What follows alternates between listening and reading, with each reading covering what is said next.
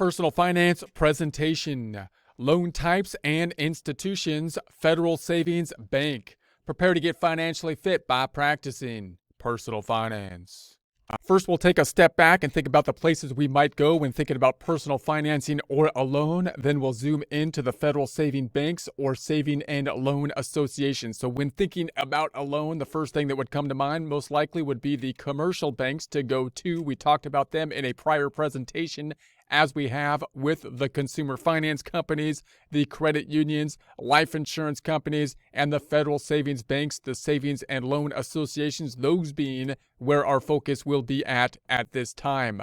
So the federal savings bank lending policies in general would be, they're going to lend to all credit-worthy individuals, often require collateral, that being then something supporting the loan, especially if you have the larger types of loans. So if you have a loan on a car or if you have a loan on a home, for example, the collateral often being the car or the home.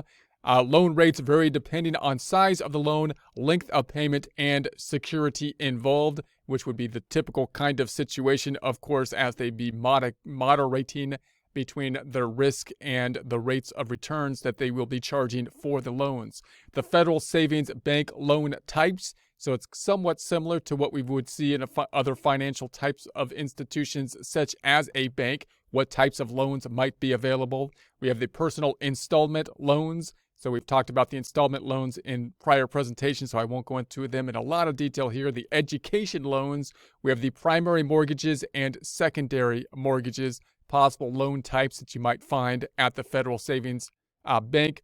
And then we'll go into some of these, not into as much detail, but remember the personal installment loans, those are the loan that is repaid in regular installments, as are most mortgages and car loans. They are good for borrowers as a way to finance more expensive items while they provide lenders with regular payments. So whenever you're looking for something, a larger type of purchase, the standard format, that being generally the installment loans, often paying back in fixed installments that are equal, usually monthly.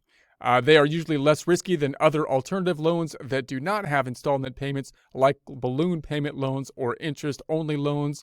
Your amortization schedule determines how much you pay in monthly installment debt payments.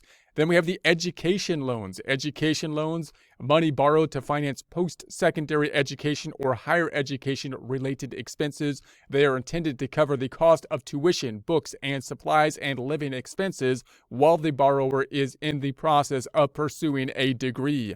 Payments are often deferred while students are in college, and depending on the lender, sometimes they are deferred for an additional 6-month period after the degree is earned. So although there are a variety of education loans, they can be broken down generally into two basic types. You have the federal loans sponsored by the federal government, and then the private loans when you're thinking about basically education type loans. We have the primary mortgages. We've talked about the primary mortgages in prior presentations when we thought about other institutions and loans they possibly could offer, as we have as well to the secondary mortgages. So for more detail about them, you could take a look at the prior presentations.